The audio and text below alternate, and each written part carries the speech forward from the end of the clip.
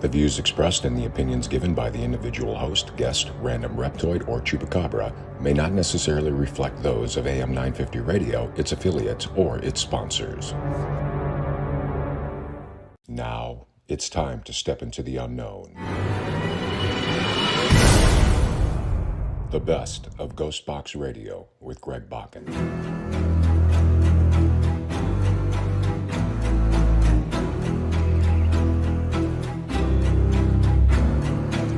This is the best of GhostBox Radio with Greg Bakun on AM 950. Tonight we're going to play parts of interviews from 3 different guests. We've had some amazing people appear on the show, and we think that they should be heard from again. Enjoy the show. We are talking with Moon Girl. We're talking about dream interpretations. And I'm going to be honest, Moon Girl, this is a very short break, so I might have to cut it, or segment might have to cut you off a little bit, but we'll get right back at it. One thing I was curious about is the fact that there is loved ones who pass that come through. And may I read something that a listener sent through? Yes, please. So let's see here. And I had one too, and I may not get to it because I much rather hear what listeners have to say. Lauren said, I had a dream that my mother came to me and said her doctor told her she had a problem with her legs and she had to do certain exercises. I told her I had leg weights that might help her. She told me that they would be too heavy for her. I told her that they're the type she could take sections of the weight out so the ankle weight are not too heavy. Now, what I don't know if it's completely clear here, but I have a feeling that Lauren, your mother had passed. I'm understanding, or am I misinterpreting that? Because that's what I was going to ask. I'm like, did her mom pass, or? Because let me ask you this, and if you're okay with me taking up more time with trying to explain a dream that has kind of been with me for a while, and that is that in 2015 my dad had passed suddenly, and I had a lot of dreams that I would be in a room and he'd be at the far end of the room, and when I'd catch up with him, he'd go through a doorway, and when I catch up with him, he wasn't in that room. I understand that is a mind game. That's your mind is playing on yourself. You can't get to him. I understand that part. But then about a year later, I had a dream that I was back in my childhood kitchen at my childhood home, and my dad was sitting at the table he always sits at in the kitchen, and my mom, she's over to the side. She's making what we'd call canoopers, drinks for Dad. Dad looked like he was 50, not nearly 80 when he died. He looked like he was in his 50s. He looked really good. And I looked at him, and suddenly the dream became lucid. And I said to him, wait a minute, you're not supposed to be here. You've died. And he disappears. And I said, oh, no, you don't. You come back here right now. And he came back. And I just said to him, I am very angry that you died. I love you very much, but I'm very angry that you died. And the look on his face, once again, whether I believe it's him that came to me, but if it was a dream, where does that look come from? It was truly someone who was touched. That, in my child and throughout my life, I don't think I ever really said, even though we did it in actions, I never truly said, Dad, I love you. So it was a very, very powerful dream that I must have had in 2016, and it has sat with me to this day. So those were 2 different dreams of him, correct? That is correct, yes. Okay, so here's the thing. Some people want to debate whether when you dream a past loved one, whether it was a dream or it was actually a visitation. There is visitations. I've had so many visitations before, and even right before they were about to pass, the in-between stage. So that is true. But however, that being said, they're not always visitations. So you have to look at what a dream really means. Yep. Those are thoughts. Those are your inner thoughts, the inner, the Jiminy Cricket that your conscience be your guide. So you're talking to yourself all day long, your inner dialogue. When you go to REM sleep, because there's 5 phases of trying to sleep or falling asleep. The first one would be, you're barely kind of dozing off, whatever. Second, brainwaves start kind of slowing down. Your third slows down more. Mm-hmm. Your fourth would be more the deep sleep. Okay. Yep. And then the fifth would be REM, which is when you finally fall asleep. So that being said, instead of you having your inner dialogue where you're speaking to yourself or you're hearing that voice, you start dreaming things, metaphors, symbolisms, colors, and also emotions and feelings. So when you dream when you dream somebody in your dream, whether they're alive or not, mm-hmm. that's your inner dialogue, but in another person's body. Does that make sense? Yep, absolutely. So for some people, I believe the first one was a dream. I believe the second one was a visitation, especially because it was a lucid dream and you did the right thing, but I'll get into that. So so if you dream your father who had passed, right? Yep. And he was telling you something or whatever, that could be a part of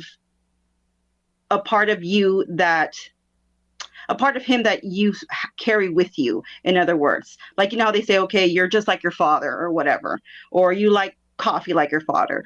Yeah. But that's usually your inner dialogue with yourself in another person's body.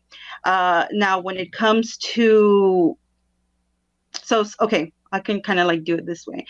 Say like your grandma, you're very sick, mm-hmm. and you dream that your grandma tells you, hey, you need to take this, maybe this old wives' tale remedy, and you might wake up and think, oh my God, my grandma came to me. She says I should drink this. No, that actually wasn't your grandmother. That was an actual dream. Your subconscious going back and forth in your head thinking, oh, maybe I should take that thing my grandma used to give me. And it comes in the form of grandma because she would nurture you. It's comforting. That's interesting. But it actually was a dream. Yeah. It was you talking to yourself through your grandma, and grandma knows best because she would be the nurturer. Does that make sense? Yeah, it's like it comes in the guise of what you would trust and respect. Absolutely. Yeah. Now, when it comes to visitations, yes, there is visitations, and they'll come and give you, there'll be symbolisms and stuff in there. So there's absolutely visitations. And the fact that it was a lucid dream, mm-hmm. and then you did the right thing to confront him, because you're supposed to confront things in your lucid dreams, contrary to what other people say, like, oh my God, I've seen so many TikTok videos where they're not giving the proper information. They're like, oh, if you ever have a lucid dream, don't confront this or that, or don't ask these people around you, who are they, because something horrible can happen. It's the other way around. That's the perfect timing to ask if it is a person or whatever it is, and they will answer you. And it doesn't necessarily mean that they're going to answer you as in, as a thing. They could be like, okay, you're going through a rough patch financially or whatever. You ask them, hey, what are you? Even though it's a person you're dreaming, like, hey, I'm the loan that you need to pay and you're worried about. Yeah. Yeah. Does that make sense? Perfect. Yeah. No, that's very interesting. And, it just, and, the thing is, it was one of those things that didn't even really think about it. It just was like, I know what you are. I know who you are. You're not supposed to be here. And I always thought that the first set of dreams, and there were a lot of them, they were coping mechanisms. I'm pretty mm-hmm. sure of that. And then that last one was just like, really, I mean, it's stuck with me all these years. And it's one of my favorite memories just in general of life, mm-hmm. because it was, it was nice to be able to, that was my way of saying goodbye. He passed so suddenly that mm-hmm. there was no goodbye. There was no goodbye. Yeah. Why don't we do this? Because I want to get into a bunch of other stuff here. That was definitely a visitation. Yeah, no, absolutely. Absolutely. I have, if I may, I have another one I'd like to throw your way and get your thoughts on, if I may. Mm-hmm. So Brad Webb from Crack Skull Paranormal, he had said he was really sick a couple months ago. He had a dream. He was floating outside above his own body, telling himself, so the dream, him floating, sounds like telling himself not to move so he would heal and get better. Okay. Floating dreams, even though they may seem scary, they're usually an indication of you're being pushed towards something. So maybe he was really scared, intrusive thoughts Oh, that he kept going to, thinking, oh my God, I'm really sick. What if something really bad happens to me? What if I don't get over this sickness? What if I have to go to the hospital? What if I die or whatever? So it's like kind of your mind keeps pushing you to those thoughts. yeah.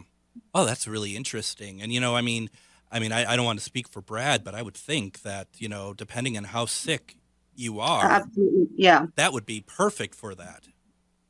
Hmm. Wow, that's really interesting. And the one thing that I feel like that we're getting out of this conversation is that your mind is really trying to take care of you, or at least try in some cases trying to take care of you in your sleeping state. Like it's trying to tell you stuff that you may not be listening to when you're awake. Yeah, or you just don't really want to listen to. You just don't want to confront it. Mm-hmm. Mm-hmm. Absolutely. And I mean, I'm the king of that. I really am. Lauren she wrote back, and I did see that earlier, Lauren, that she said that her mom did pass. She was the one that had her mom in the dream, and her mom did pass. And she, just like me talking about my dad, she also wrote in the comments that she thought that the dreams felt very real, like it was really her mom. Okay, I feel bad saying this, and I'm sorry, but I don't think that was a visitation, hon. I'm so sorry. Because it's interesting, and I'm going to go back to the dream, and obviously, Lauren, you can take whatever you want out of the dream, right? I mean, Yeah. the thing that kind of I was interested in was she had passed, but she was talking about her mom was talking about herself, and, Yeah. and that's where I was kind of interested, and I was going the same direction as you were, because it is like it's almost like in a sense, like when you do a paranormal investigation, the residual energy, like that's maybe not a residual dream to speak, but maybe it's something that she would have done in a conversation they would have had when she was alive. Well, it's her talking to herself, saying kind of like maybe if I would have been more on top of it, or maybe if I helped more, maybe it was her inner dialogue versus that being a visitation from her mom. Hmm. Do you understand? Yeah, Yep. and I know it's you don't want to hear that, but there is differences. I'm not going to lie to you and tell you that's what it was, because I told Greg too. Those other ones that he mentioned were not visitations; those were dreams. But the last one was a visitation, and then there is a difference. And the fact that she was talking about herself, and again, that's you, actually her talking to you. So maybe there's a sense of feeling a little bit of guilt or missing her. And then you're talking about there's something wrong with her leg. So to me, that indicates that it could be that versus visitation. I have another one. It's a bit long. If you're open for it, or I could save it for the last segment, because we have about 7 minutes before we go take our break. Let me read it, and if we don't get to your thoughts on it, we can come back and we can discuss it a little bit more. This is sent to me anonymously. Mhm. I had a dream that I went to my old home where my ex still lives. We broke up a year ago. In the dream, his new girlfriend gave me a box of things that my ex had held on to and said were mine, but the items weren't mine. They were things he had bought after we broke up. One of the items was a baseball that had my name on it, as if someone had signed it. I was confused and asked the new girlfriend about it. She said, "We went to the baseball game and I paid for the ball and for him to get an autograph." So she went to the game, paid for the ball for him to get an autograph, and he had them sign your name to it. That's what the girlfriend said, the new girlfriend said in the dream. There was also a teddy bear in the box that she insisted was mine, but I've never seen. I took the ball in my hand, walked to my ex, who was in the living room, and asked him about it. He first looked confused and was acting like he didn't know what I was talking about. Then he started acting upset and wouldn't give me a clear explanation. I later learned that night, I later learned that the night I had the dream was the day he became engaged to his now girlfriend. So that part is not a dream. That they actually got engaged. I just don't understand the meaning of the dream, especially with the sign baseball. A home represents your state of mind, okay? And the fact that you went back there, you know what I'm trying to say? Yeah. That's your psyche going back and replaying the connection you had with him, which wasn't good. You are listening to the best of GhostBox Radio with Greg Bakun. Remember, you can hear full past episodes, see upcoming events, and order books of the authors we have on the show by going to ghostboxradio.com. Don't forget to like us over on Facebook, look us up at GhostBox Radio with Greg Bakun, and finally, please consider supporting me on Patreon. We have a special, unique audio content that you'll not find anywhere else, plus special episodes. On Patreon, you can find me as GhostBox Radio with Greg Bakun. We'll be back with another guest after the break. You're listening to GhostBox Radio on AM 950.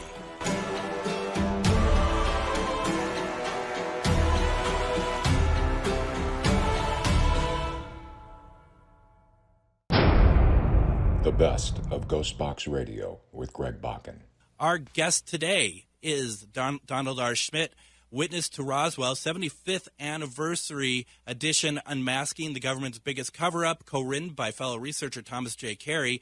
The book is available on Amazon. I picked it up. I picked up the Kindle version at the beginning, or I think it's probably at the end of June that I had done so, and it's a very, very good book. Don, do you mind if we get some questions from the comment section? By all means. Well, we only have one, I guess, so far. But anyone who wants to ask a question, please put it into the comments. We'll ask it. I mean, this is a great resource to ask. Probably easily one of the best researchers on this subject, and we have them here. So if you have questions, definitely ask it. And Ernie asked the question, what technological advances do you think might have come as a result of reverse engineering from Roswell? Immediately after most of the wreckage was transferred out of Roswell to Wright Field in Dayton, Ohio, where they attempted analysis and made the first attempts at reverse engineering.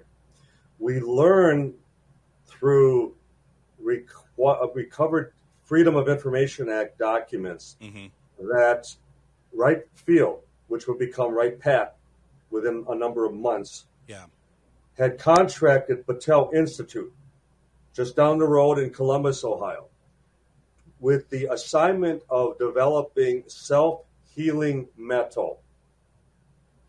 Now, the memory material at Roswell is classically described as paper-thin, metal-like material that you couldn't cut, you couldn't burn, even a bullet wouldn't penetrate.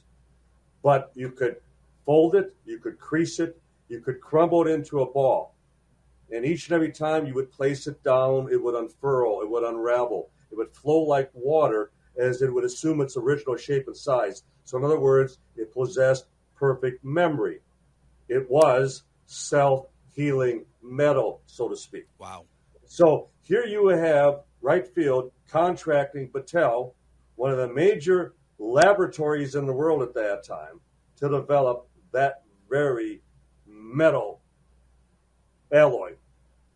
Well, then the witnesses also described that there were silken strands of material, like microfilament fishing line, that you could hold a light at the one end and the light would emit. It would come out the opposite end. Well, what are they describing?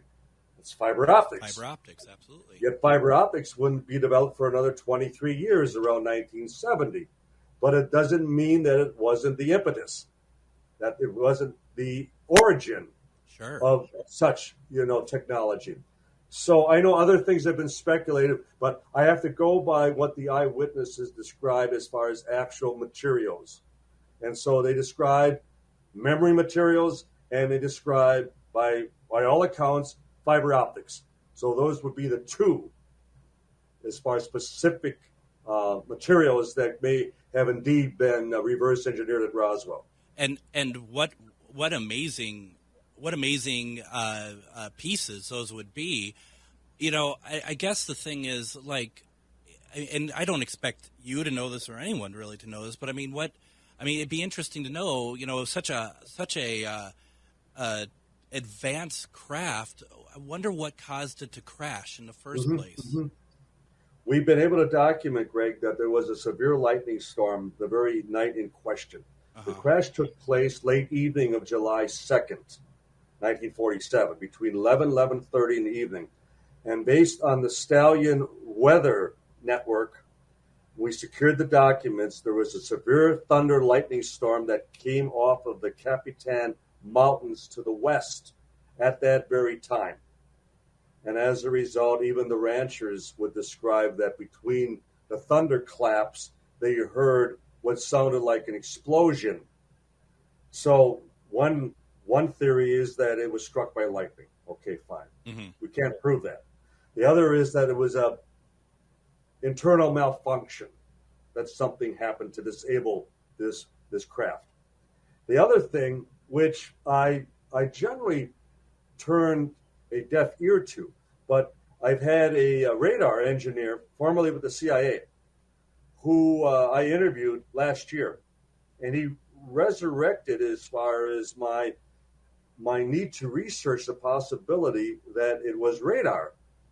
And the reason he suggested was he had me spell out exactly where all the radar facilities were at that time. Mm. And there were even radar tracking facilities based on the White Sands Proving Grounds and their testing of the captured German V-2 rockets that they were launching post-World War II. So you had radar at White Sands, you had radar at Roswell, you had it at Cannon Air Force Base in Clovis, New Mexico, you had it at Kirtland in Albuquerque, and you had it in Vaughn, and you had it west of Socorro. So he then asked, if you were to draw circles as far as the radar lobes, where do they all intersect? Right there. And interestingly enough, they all intersect in that very county, Lincoln County, where this took place. And then he brought up the fact that because radar was in its infancy at that time, there was no regulation of the frequencies, the power that was being transmitted. And as a result, there was a lot of interference. So just imagine if all these different frequencies are overlapping. And what if, and he said, if you check, you will find that our own aircraft were having a lot of instrument problems within those regions. So I intend to look into that. And I want to, as far as research, what the powers of their systems were, respectfully. And then he said, send them all to me, and we'll just see. We'll test in a lab. We'll see what type of electromagnetic effects it may have had on such a device. So it'd be an interesting test. That would be really interesting. And then the follow-up, Ernie, who had asked the first question, he had also asked if stealth technology originated from the stuff picked up from Roswell. Nothing described by the eyewitnesses to suggest any stealth like material. Mm-hmm. Yet we know that UFOs are often observed visually, and yet there is no radar confirmation. Yeah. Okay. And I'll never forget, I was speaking over the phone with a Colonel Richard Mitchell, who was in charge of Army intelligence at the Pentagon. And he was assisting me in trying to pull the records of some of the former intelligence officers stationed at Roswell in 47. And we were having, very few results really finding out anything, as though there was even a bit of a black hole situation going at that time. And then we were talking about technology, and all at once he blurted out, well, where do you think we got the stealth technology? So whether it was a Freudian slip or he was trying to help me, but he actually made that comment. Where do you think we got the stealth technology? Wow. So, and then, do we have an idea what the craft looked like? Only from the remains of the pod, the capsule, because we had a debris field that covered an area of almost a mile long.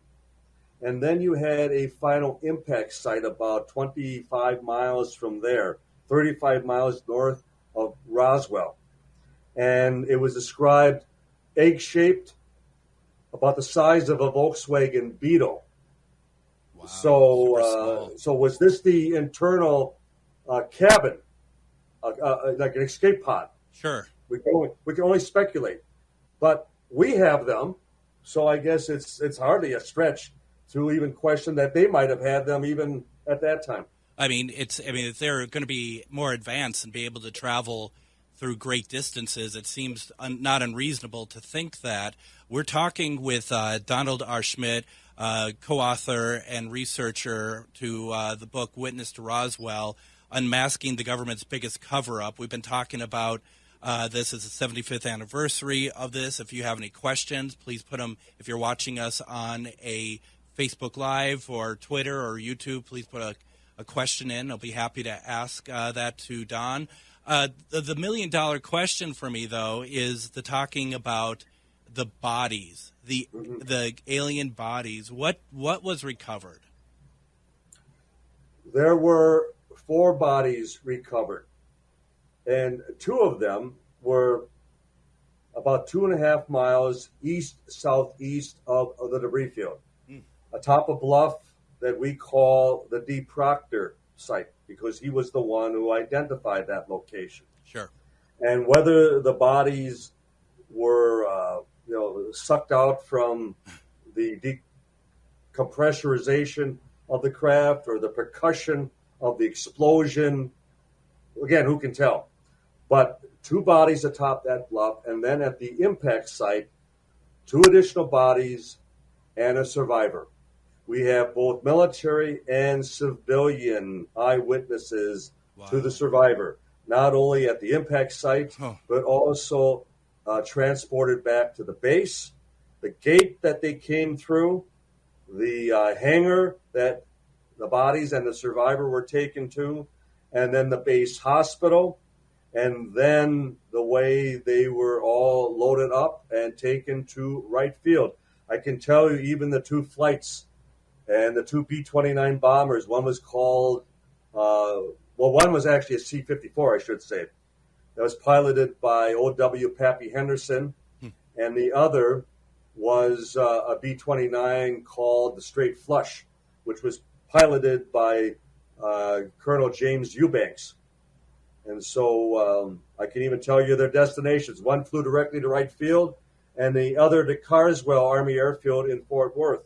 And that was going up the chain of command from Roswell. So the one that survived didn't live very long, right? No. We have the account beyond Roswell of Colonel Marion Magruder. He was a triple ace from World War II. He also went by the name Black Mac because he was that highly respected fighter pilot. Sure. And he was part of the War College class of 47, 48. And he would tell his 5 sons independently about the War College being assigned to Wright-Patterson sometime after Roswell. Well, we've been able to document that he was there in April of 1948, so not quite a year later.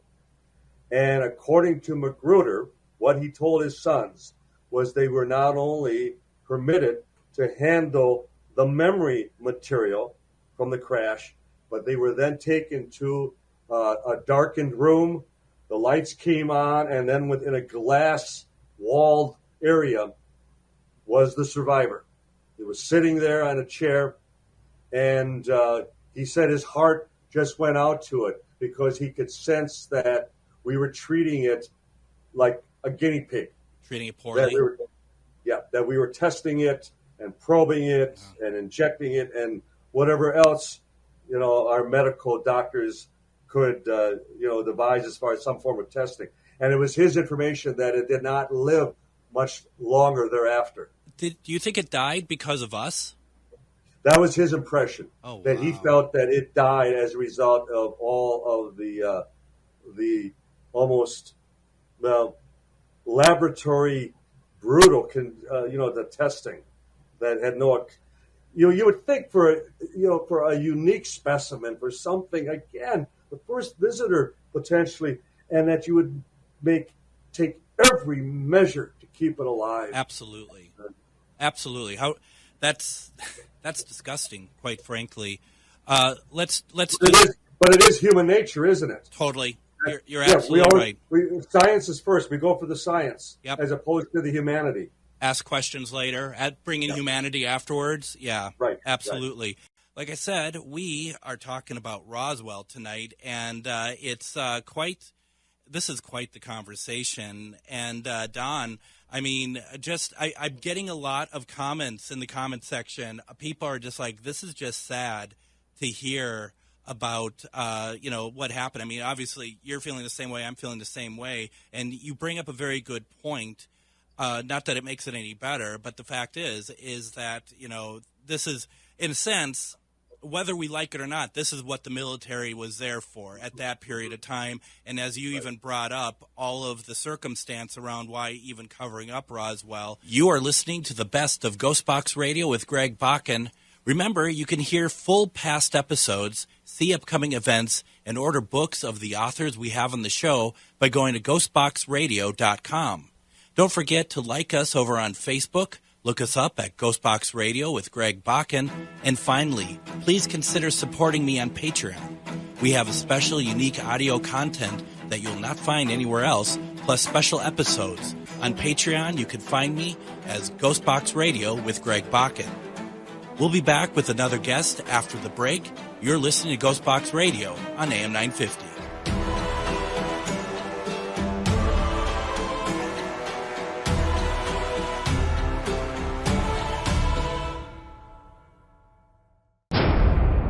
The best of GhostBox Radio with Greg Bakun. So what we wanted to do tonight, and Michael is very kind to join, I wanted to have kind of a discussion about just aliens and whatever else. Michael was very kind to remind me that Halloween is coming up, so we could talk about spirits, we could talk about whatever else. And folks, you listening, if you're watching on Facebook, you could put in a question if you want in the chat. We can answer them, especially if you have questions for Michael. Michael's also an incredible published author, has written some very good books. Are you working on anything at the moment? Yes. So I'm working on another true crime book. It's a local crime to where I am, 1903. Love triangle murder, I think, personally, and led to someone going to the electric chair. And it occurred 2 doors up from where I grew up, which no one had even heard of it. Wow. So I grew up on this street and had been in the house hundreds of times growing up, and very fascinating story. And of course, I'm always delving into ghosts, UFOs, and back in college. So I'm sort of doing like a whole bunch of things at once. Well, but you're retired now from yes. The police force. Yes. Which is also it's amazing how it all ties together for you in terms of what your interests are and your career as well. It couldn't be more perfect, quite honestly. Yeah, well, law enforcement ultimately it's especially as a detective, you're driven by curiosity. Yeah, always asking questions, always looking for answers. So to me, whether you're investigating a criminal case in the real world, or you're looking into something unknown, that needs explaining, ghosts, aliens and stuff, you're still looking for facts. You're sifting through all the nonsense to get to the truth of things. And that to me, the thrill of the hunt. And I think we talked about this before. I think that's why that we do find so many police officers that are paranormal investigators, right? Or people in law enforcement to kind of broaden it out. Mm-hmm. Absolutely. Even EMTs, first responders, anybody that's really out there on a regular basis, just, spending hours of their day either dealing with people, even EMTs, you're responding to emergencies, you're thinking quickly on your feet, you're solving a problem that's in front of you at that moment, stabilizing someone to get them to a hospital. So it's it's that curiosity. It drives a lot of people. And I think of a peer of yours, a fellow writer, Richard Estep. Better now, Michael, did you get the picture I sent over to you? Oh, I'm looking right now. Yes. Now take a look at. Wow. Have you ever seen that before? No. So, folks, what it is, and I've talked about this before. I think I've when Sherilyn Carter was on the program, I think I shared this with her. Something that John and I had saw in his backyard. He's in a very rural area, a very clean nighttime sky.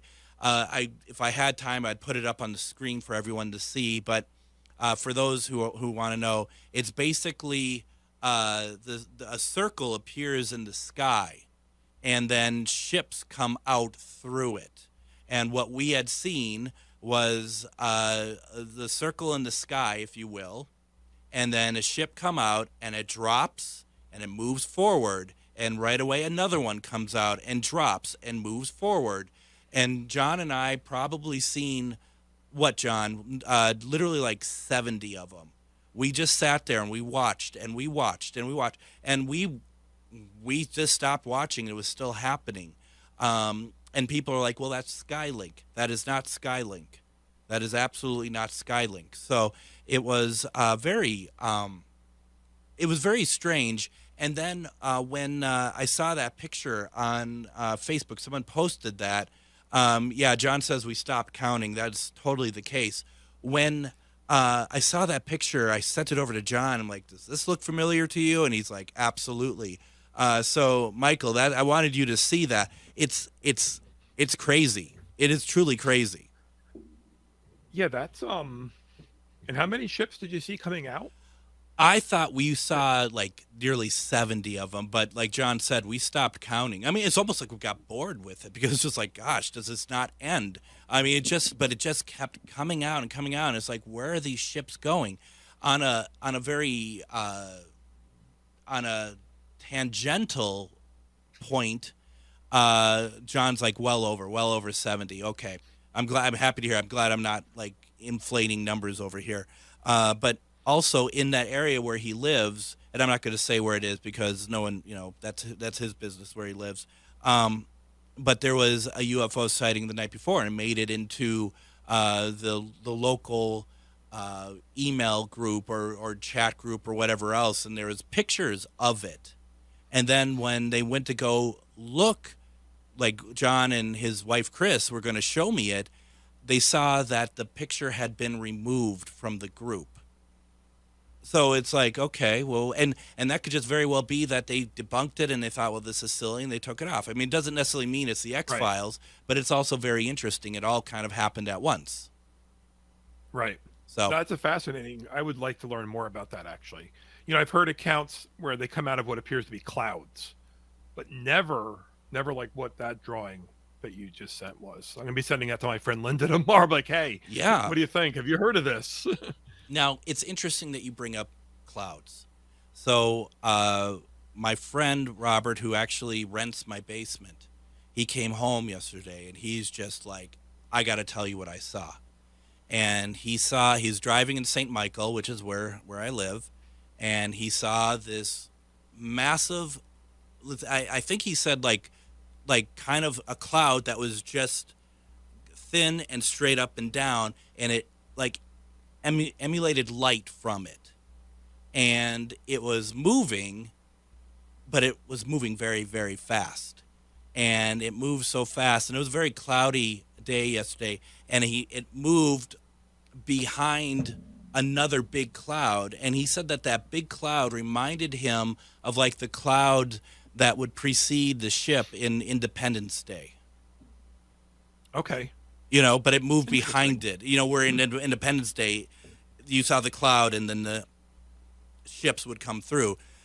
Whatever this was, which was lighter, it was white, it moved behind the cloud, the dark cloud, which also would have to mean that it's going the opposite direction of the cloud system coming in. So, right. And it's like, wow, that's pretty crazy.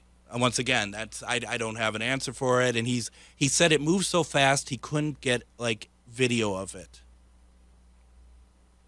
So that I definitely believe. Right.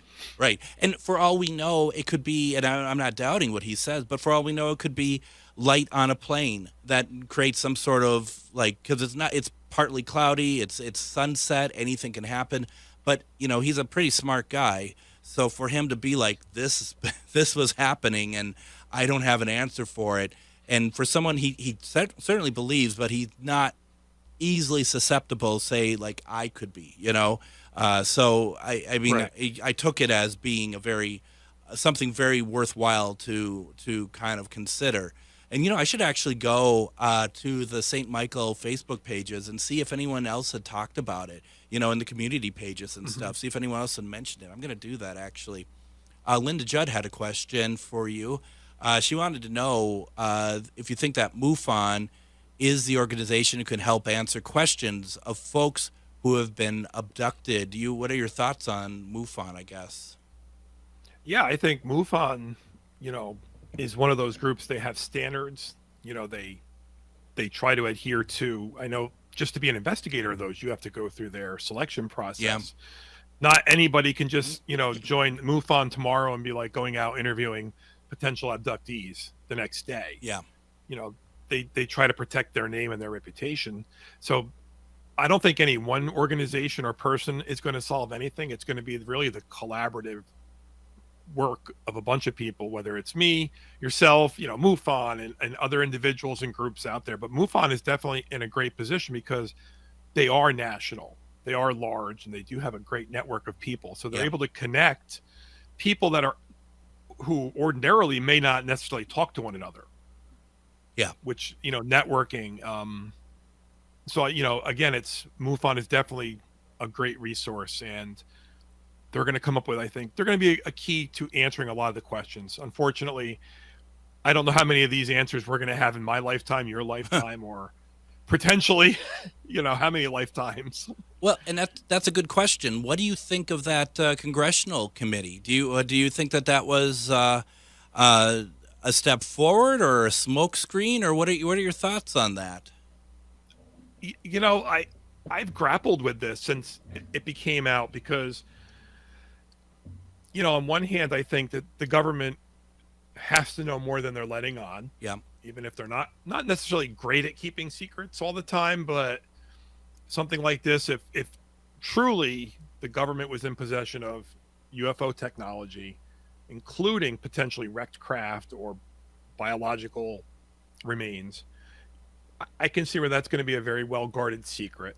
On the other, are they calling? They're having all these hearings and committees and we're going to start collecting reports. Is it just to make people shut up? Like, hey, we're taking you seriously. They just had a report come out from the Department of Defense a few days ago with reporting a certain amount of sightings. I think it was like 270 something on, the UAPs, as they call them. Yeah. And a lot of them from military personnel in restricted airspace. Yeah. But of course, they're pretty sure that they're probably nothing that can't be explained. So what are you saying? Your own pilots aren't trained well enough to recognize things that they should be able to recognize, There's no good I mean, and it's kind of a catch-22, isn't it? Just for that point that you just made. If they are struggling to try to figure out what some of this stuff is, and it's so easy for people to point back and be like, well, then you're how are you going to tell if an enemy whatever is coming towards us if you can't tell what this is or whatever else that might be, or stuff flying over from China or whatever the case may be. It's really tough. And I had on Erica Lukes, ufologist. She's been on Ancient Aliens and stuff, and she's just like, this is a big smokescreen, kind of to what you had alluded to. Like, okay, this might shut some people up.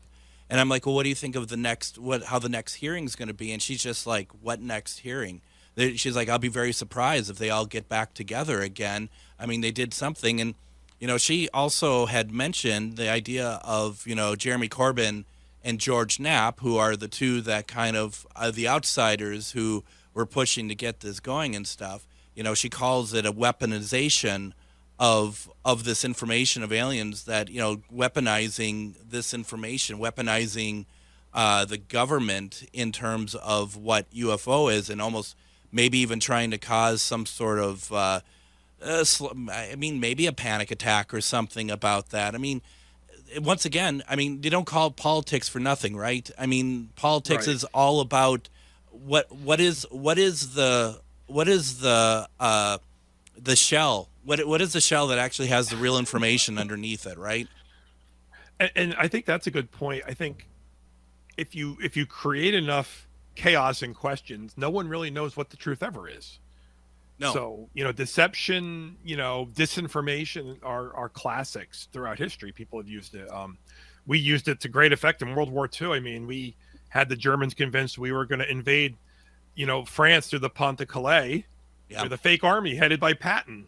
And even on the morning of June 6, 1944, when we're landing ashore on the beaches, Hitler and the German command was convinced this was a decoy. We were still going to land because they were so well convinced. So if you can have people ingrained in the UFO field unsure of what the truth is, it just keeps people guessing. And I think disinformation, there's been allegations for a long time that the government has plants in the UFO community to look ridiculous and to say ridiculous things to undermine the credibility. So, the best way to keep people guessing is to just keep throwing things out there. Absolutely. As we're running out of time, Michael, could you remind us where we can find your podcast, please? Yeah, so you can find us on Apple Podcast or any of the podcast streaming services. You can go to HudsonRiverRadio.com. It's UFO headquarters. That's UFO HQ, and it's Linda Zimmerman and myself. And again, we new episodes every month, and you have years worth now to binge listen to. Do it. You are listening to the best of GhostBox Radio with Greg Bakun. Remember, you can hear full past episodes, see upcoming events, and order books of the authors we have on the show by going to GhostBoxRadio.com. Don't forget to like us over on Facebook, look us up at GhostBox Radio with Greg Bakun, and finally, please consider supporting me on Patreon. We have a special, unique audio content that you'll not find anywhere else, plus special episodes. On Patreon, you can find me as GhostBox Radio with Greg Bakun.